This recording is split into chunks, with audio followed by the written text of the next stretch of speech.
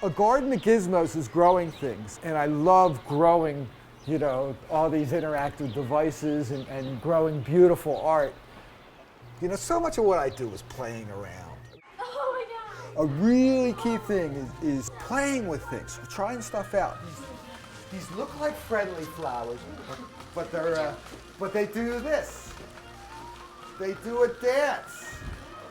One of the struggles in creating interactives that is really, you're first just brainstorming the idea in your head.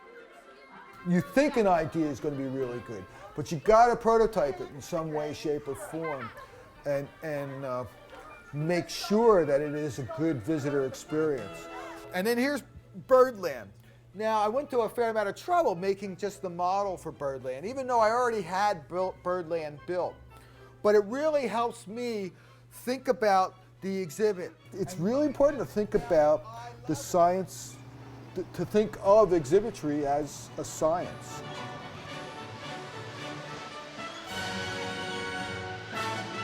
Kids, and humans in general, but kids in particular, we're visual learners.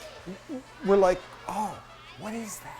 And you look at something, and you actually are deciphering how something works. Kids are learning a lot just by looking at cranks and levers, especially in the spring flower field. You can see that each individual flower is driven by an individual crank and connecting rod.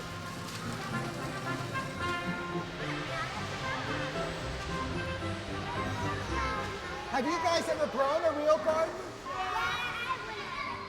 Growing things is a really wonderful topic, because it's one of those, it's definitely a positive human endeavor, almost always growing stuff is you're adding to the world.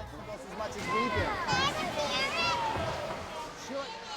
And it's really neat, by the small action of planting, you can get, affect things over a long period of time.